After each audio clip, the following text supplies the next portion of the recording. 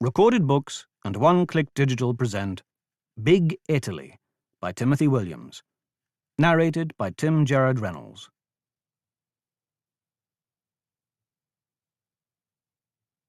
Chapter 1. Clean Hands. Monday, the 29th of November, 1993. Signora Scola had left a message asking him to ring her, but an elixir di china was what Trotti most needed now. There had been a time when Trotti used to stay in the questura, working until all hours of the night. In those days, Agnese and Pioppi frequently dined without him, and he would creep, tired and hungry, into a sleeping house. When Pioppi was a student at the Liceo, months would go by without his ever seeing his daughter. Now, Commissario Piero Trotti rarely got home late. In the last few years, he had imposed a routine upon himself. He normally returned to the empty house in Via Milano before 8 o'clock. A china before supper, he told himself, and then the walk home to burn off the extra calories.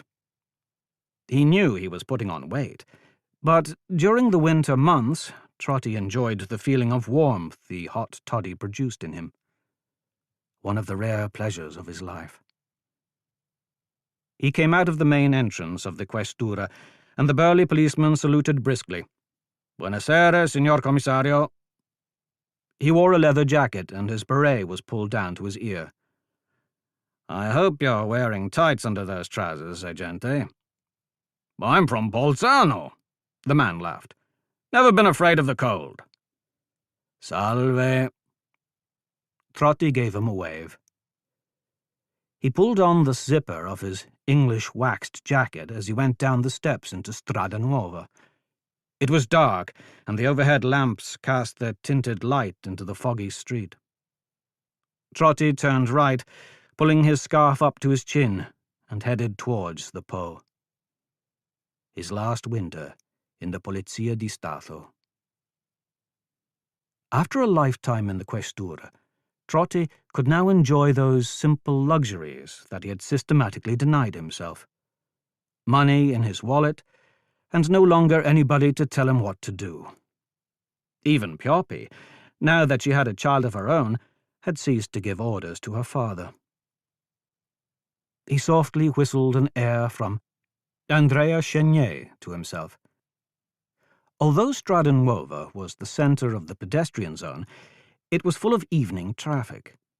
Rush hour and the municipal buses rumbled past, heavy with their load of passengers and misted glass.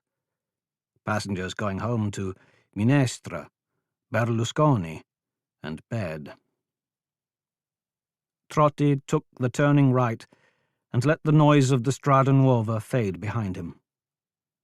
Here the fog dulled every sound, dulled the fall of his shoes on the wet cobblestones.